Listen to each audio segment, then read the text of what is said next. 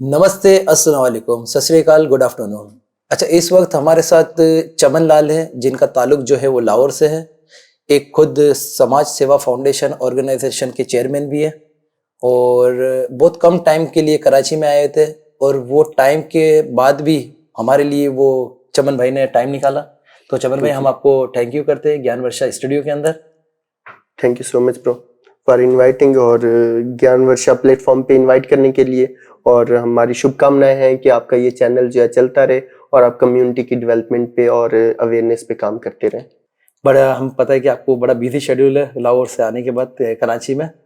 तो आप अपना जर्नी के बारे में मैं पूछूंगा आपसे कि आपकी लाइफ किस तरह से गुजर रही है, किस तरह से सेवा समाज के अंदर माइनॉरिटीज राइट्स के ऊपर आपने काम किया, ह्यूमन राइट्स के ऊपर आपने काम किया, इंटरफेथ के ऊपर भी काम किया हुआ है। बिल्कुल। बहुत सारी चीज़ों पे आपने काम किया। तो आप अपने एजुकेशन के बारे में बताओ। आपका बाय बर्थ जो है वो लाहौर से ही है। पहले तो धन्यवाद आपका और यहाँ पर इनवाइट करने के लिए ज्ञान वर्षा का।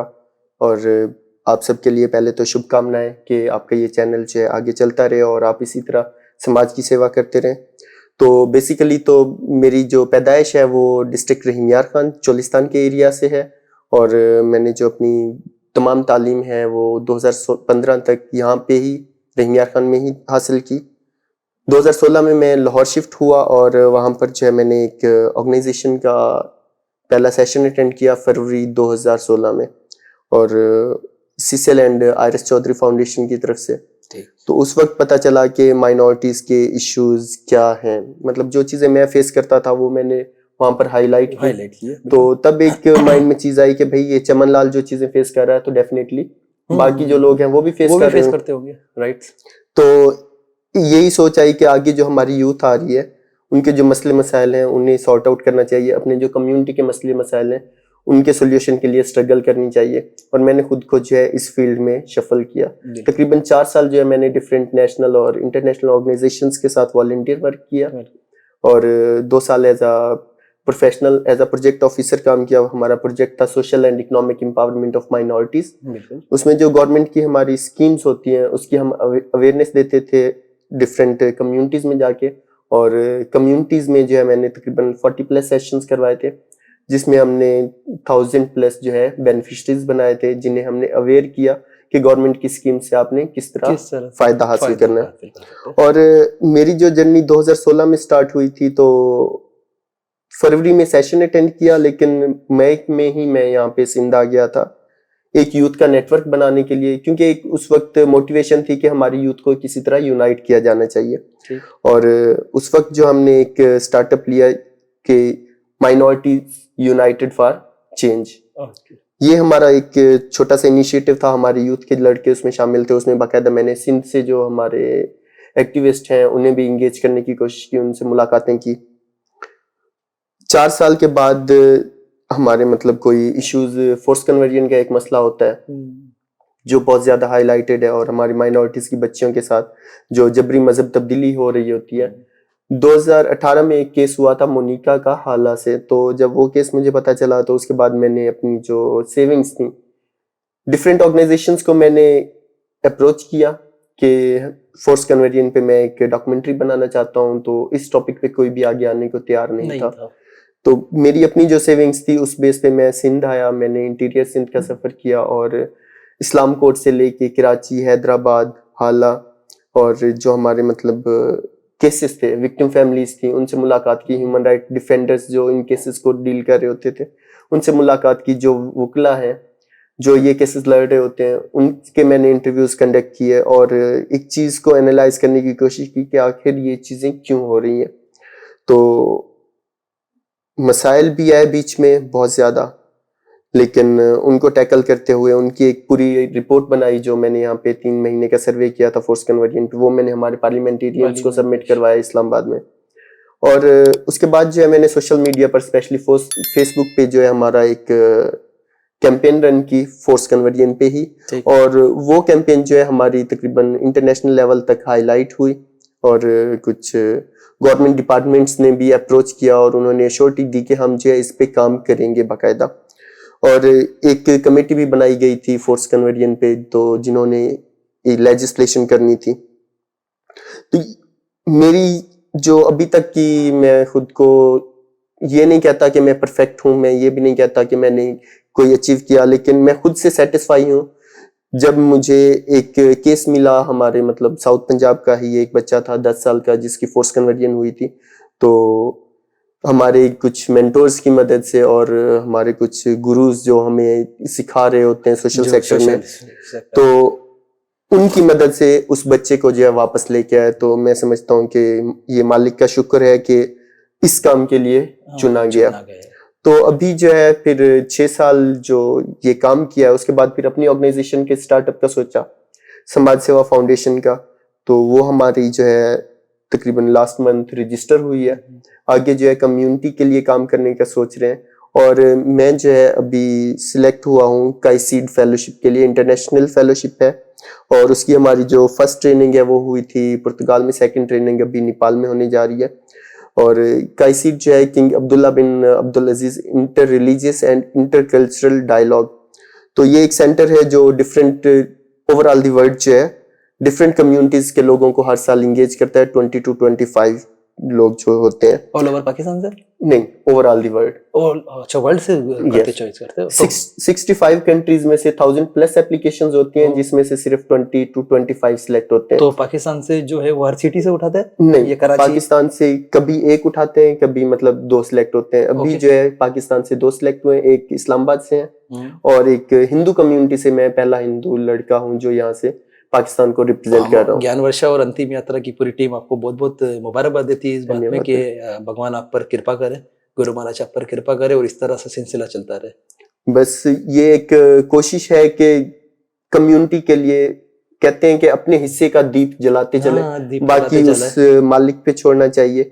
तो अभी मतलब हमारी समाज सेवा फाउंडेशन के प्लेटफॉर्म से कोशिश यही है कि हम हमारी कम्युनिटी की जो आने वाली नस्ल है उसको सेफ जोन करने के लिए काम करें।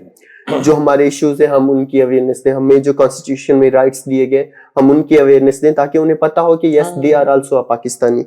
और दूसरा जो हमारा फोकस है वो एजुकेशन पे है। जो हमारी यूथ है, स्पेशली मैट्रिक और एफएससी के बच्चे, उन्हें बिल्कुल पता नहीं होता कि उन्हें किस डायरेक्शन में जाना चाहिए। हमारे पेरेंट्स जो है उन पे काउंसलिंग करना बहुत जरूरी है। काउंसलिंग करना बहुत जरूरी है। बिल्कुल, हमारे पेरेंट्स जो है उन पे कह देते हैं कि बेटा आपने डॉक्टर बनना है या इंजीनियर बनना है, ये नहीं जानना चाहते कि बच्चा क्या करना चाह रहा है। तो बच्चे को भी मोटिवेट करना चाहिए। मतलब मैंने एक सिंध में ट्रेंड देखा है 2016 से लेके अभी तक कि ज्यादातर जो फोकस है वो सिर्फ और सिर्फ डॉक्टर इंजीनियर। अभी रहीम खान में 2 मतलब हमारी मेरे अपने ही रिलेटिव में बच्चियां हैं जिन्होंने एफएससी में 1033 और 1023 मार्क्स लिए। अच्छा, लेकिन उनका जब एमबीबीएस में नहीं हो पाया तो उन्हें बिल्कुल आइडिया नहीं था कि उसके अलावा भी कोई फील्ड है। तो मतलब हमें उन्हें कुछ ऑप्शंस देने पड़े। उन्होंने उन ऑप्शंस को दोबारा स्टडी किया, फिर जाके सोचा कि ठीक है हमें इसमें जाना चाहिए। और दूसरा सबसे बड़ा हमारी यूथ का प्रॉब्लम ये आ रहा होता है कि अगर कोई एफएससी में रह जाता है, वो किसी और फील्ड में जाने की बजाय इम्प्रूव मतलब 3-4 साल अगर वो इम्प्रूव में लग जाता है तो टाइम भी वेस्ट होता है। बिल्कुल ऐसे ही है। आगे जो है फ्यूचर का पता नहीं चलता है कि मैं कौन सी फील्ड को चॉइस करूं। बिल्कुल। और वो जो मतलब एमबीबीएस में जाने के चक्कर में 3-4 साल जो इम्प्रूव कर रहे हैं, वही 3-4 साल में उनकी बैचलर की डिग्री हो जाती है, डिग्री मिल जाती है, कंप्लीट हो जाती है। तो मतलब ये कुछ गैप्स हैं हमारे, मतलब हमारी जो कम्युनिटी के पेरेंट्स हैं, बच्चों के पेरेंट्स हैं, उन्हें भी समझाने की जरूरत है। उनकी काउंसलिंग होना बहुत जरूरी है। कुछ कॉर्नर मीटिंग्स भी हम रखेंगे कम्युनिटी बेस्ड, जिसमें हम उन्हें बता सकें कि ये इश्यूज आ रहे हैं और इनको टैकल डाउन कैसे करना है। और हमारा जो फोर्स कन्वर्जन का जहां तक मसला है उसमें भी ये चीज आ रही होती है कि हमारे जो पेरेंट्स हैं वो बच्चों को टाइम नहीं दे पा रहे होते। हमें ये तो पता होता है कि बेटा क्या कर रहा है, हमें ये नहीं पता होता कि बेटी क्या कर रही है। हम उन्हें इतनी स्पेस ही नहीं देते कि वो खुल के हमसे कोई चीज शेयर कर सके। तो आई थिंक ये जो गैप्स हैं इन्हें कवर करने की जरूरत है और मालिक ने चाहा तो जरूर हम फ्यूचर में इसी पे काम करेंगे। अगर काउंसलिंग करते हो तो काउंसलिंग करने का जो प्लानिंग किया हुआ है, मतलब इंडिविजुअल फिजिकली जाकर ही करना पड़ेगा सिटी? तो मतलब ऑल ओवर सिर्फ एक लाहौर के अंदर करने का प्लान है नहीं, या जो टीम या कुछ इसके प्रोजेक्ट्स को आपने लीड किया हुआ है, बनाया है कुछ? हमारा एक्चुअली फिलहाल जो ऑर्गेनाइजेशन रजिस्टर हुई है वो हमारी पंजाब लेवल पे हुई है, लेकिन क्योंकि हमने काम जो करना है वो नेशनल लेवल पर करना है। हमारी जो कम्युनिटीज जहां जहां पे बैठी है, हमारी कोशिश होगी हम उन्हें अप्रोच करें। और हमारा प्रोजेक्ट अगर लेट्स सपोज के एजुकेशन का है, तो हम साथ में बाकी जो एरियाज हैं, जैसे अभी मैं कराची आया हुआ हूँ, तो मेरी कोशिश है कि हमारे यहाँ पे कम्युनिटीज के जो एक्टिविस्ट हैं जी उनसे मीटिंग्स करें, ताकि उनके जो इश्यूज हैं वो जान सकें, फ्यूचर में हम कैसे एक साथ मिलके काम कर सकें, कंट्रीब्यूशन वो हम कैसे लेके चल सकते हैं कम्युनिटी की डेवलपमेंट के लिए। तो प्लान तो हमारा फिलहाल स्टार्टअप हमारा उधर से ही होगा, पंजाब से। ठीक है, होप्स हो के 4 to 6 मंथ में हम जो है नेशनल लेवल पर खुद को रजिस्टर करवा लेंगे। तो उसके बाद जो है हमने नहीं, इस बात में मैं आपको चमन भाई, हम ज्ञान वर्षा हो गई, वो अंतिम यात्रा सेवा समाज हो गई, एजुकेशन के हवाले से हमारा पूरा भरपूर साथ है आपका। तो कराची के हवाले से या कम्युनिटी के हवाले से जो अगर हमको सपोर्ट चाहिए तो हम आपके साथ हैं। Thank you so much bro. मतलब होता भी यही है कि हमने, अगर रवि भाई अकेले चलना चाहें तो मेरे ख्याल में ये सफर बहुत दूर है। तो जब मिलके चलेंगे तभी जाके हम कम्युनिटी के लिए एक कारवां बनाते हुए कम्युनिटी के जो गोल्स हैं वो हम अचीव कर पाएंगे।